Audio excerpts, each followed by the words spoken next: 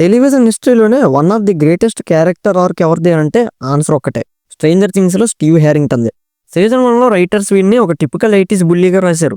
He was supposed to be hated. కానీ fans వీడిని గుండెల్లో పెట్టుకునేలాగా ఎలా మారాడు?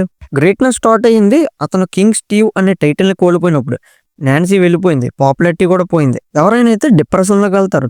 కానీ స్టీవ్ తన ఈగోని వదిలేసి మానవత్వాన్ని చూస్ చేసుకున్నాడు. అదే అతని ఫస్ట్ విక్టరీ. పవర్స్ లేని ప్రపంచంలో అతను తన పర్పస్ని వెతుక్కున్నాడు, అదే ప్రొటెక్టింగ్ అదర్స్. డస్టిన్కి ఒక బ్రదర్లా, ఆ గ్రూప్కి ఒక మదర్లా మారాడు. ఎలివన్కి సూపర్ పవర్స్ ఉండొచ్చు, కానీ ఈ గ్రూప్కి గుండె మాత్రం స్టీవే. అబ్జర్వ్ చేయండి, ప్రతి ఫైట్లో స్టీవ్ దెబ్బలు తింటాడు, ఎందుకంటే అతను సూపర్ మ్యాన్ కాదు, జస్ట్ ఒక హ్యూమన్. అయినా సరే రక్తం గారుతున్న మాన్స్టర్ ముందు నించొని నేనున్నాను అని చెప్పి ఆ గట్స్ ఉన్నాయి చూసారా, that's make him a legend.